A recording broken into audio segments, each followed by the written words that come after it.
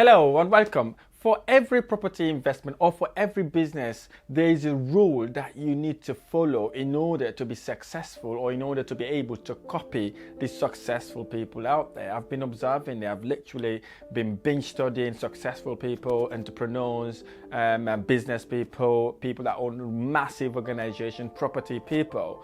They have this rule. There is a common rule specifically, especially with the property investment industry. You know, the real estate industry, you need to understand what these golden rules are. What I call them golden rules, sometimes I call them diamond rules, for you to be able to be successful in this sort of investment. So therefore, in this video, I'm going to share with you the 3 property investment rules that you need to know. It's very important for you to know these rules, because these are the rules that will enable you to take your property investment from where it is to where you want it to go, because these are the rules that would allow you to never ever worry about how to progress to the next level.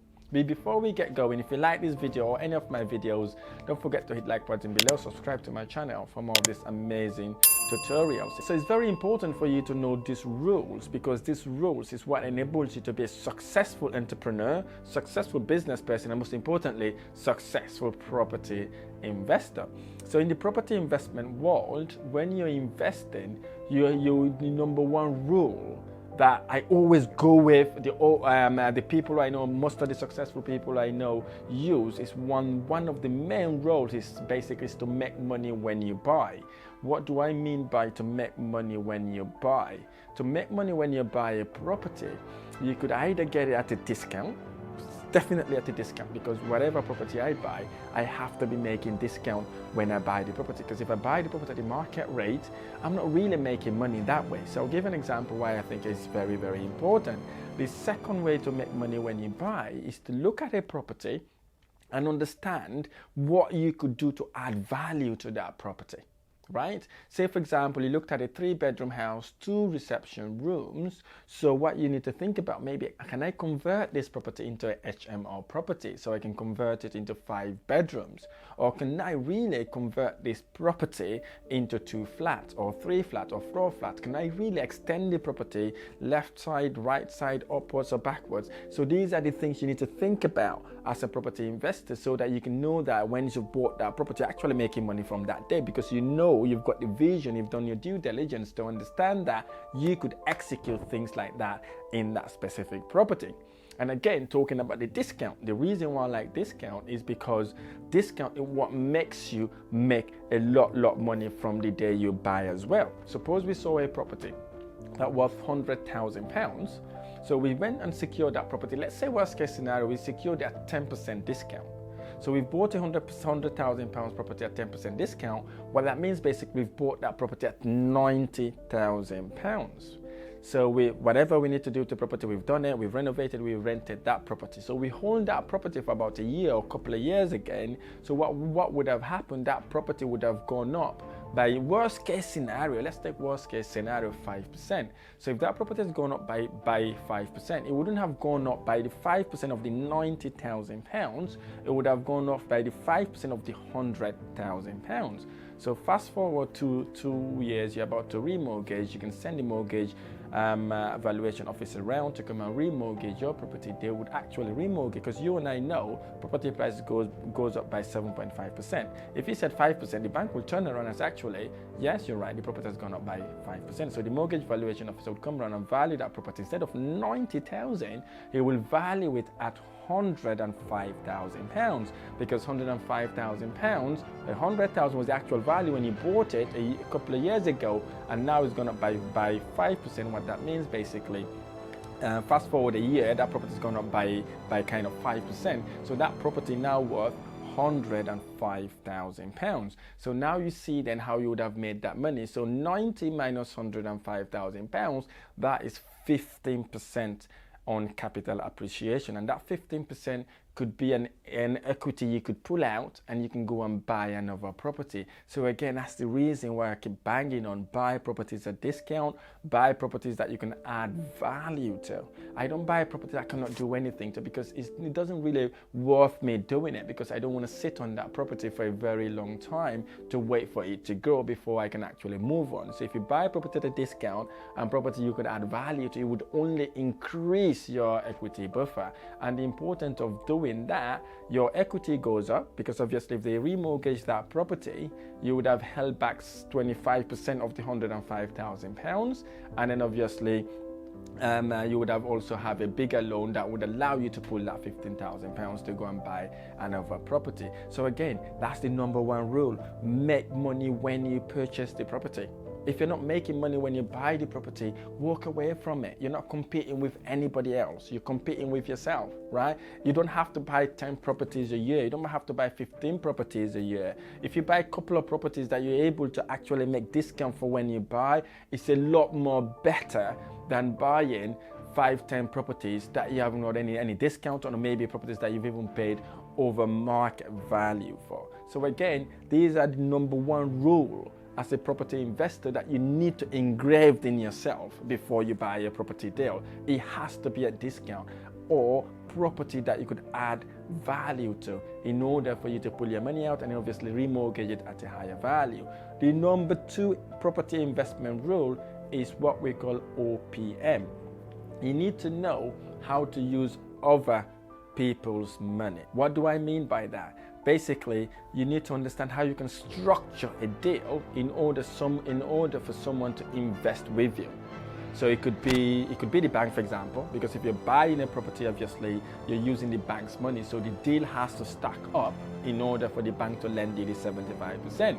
And again, if you're doing refurbishment, again, your refurbishment cost, you need to understand what your refurbishment cost in order for the bank or someone else to actually lend you the money to do the works. When it comes to deposit as well, you need to be able to actually structure the deal in a way that someone would be able to kind of lend you the money to buy the property. And again, us property investors, that's what we're very, very good at. We use minimum of our money to invest. So we use college mates, university friends, angel investors. We do crowdfunding. We do the banks. We have a bridging loan company. So we ensure we leverage all these opportunities to be able to use these people's money. Again, look at your inner circle. If you are the richest person among your circle, it's about time to find someone who is richer than you, or someone who is more advanced than you, so you can learn, not just learn from them, you could also interact with people that may be able to lend you money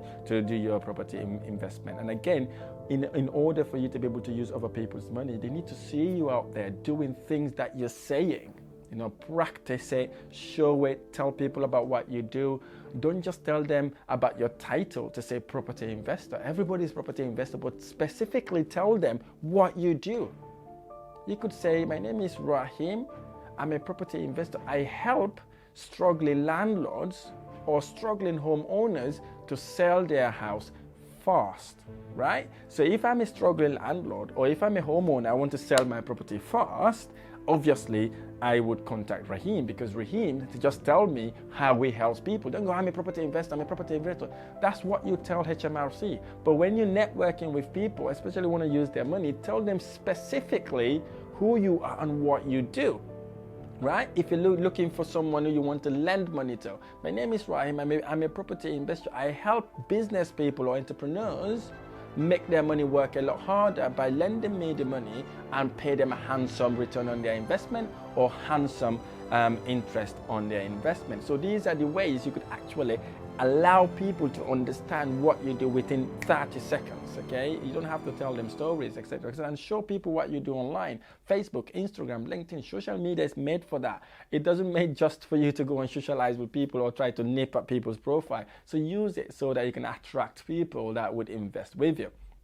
So again, that's the second rule, using other people's money. The third rule is one of the most advantageous rules. These are the rules I've used and I've continued using it. I've been banging on this so many times, and I really, really hope you'll be able to implement this rule to allow you to actually take your property investment journey to the next level. Again, the rule is control assets, but don't own them all.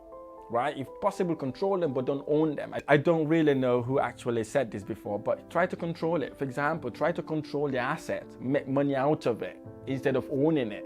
You know, especially if you're starting your property investment journey. Basically, you know, you can get lease option agreement, for example, where you can agree to purchase a house sometimes in the future. It could be 5, 7, 8 years, however way you want to structure it. That gives you the control over the property. You can milk that property, and then obviously then you can buy it in the future. Or you can do something that we call rent to rent. You rent a property from a landlord, and then you obviously rent it out, and then you make money that way. Or you can use rent to service accommodation. Again, you don't have to own the property. You can rent the property and you can use it as Airbnb, service accommodation, holiday let. So this is you controlling the asset without owning it. So when I started my property investment journey a few years ago, I was always told I needed lots of money to start my property investment journey, only to realize this exact rule. When I knew about this rule, basically I learned about the rule. I used that rule to control assets, right? That generates me lots of money, which I then channel to start buying my own assets. So very important for you to understand these 3 rules. I'll go over them again. Basically, the 3 rules are: make money when you buy the property, right? Get it at discount, get property that you can add value to. The second rule, OPM, learn how to use people's money. You need to understand what are the requirements people need in order for you to use their money. And the third rule is basically control the asset, but don't own it. Make sure it generates you lots of cash flow that you can channel to start buying your own assets. So I really hope this video has been helpful. If this video has been helpful, don't forget to hit the like button below, subscribe to my channel for more of these amazing tutorials.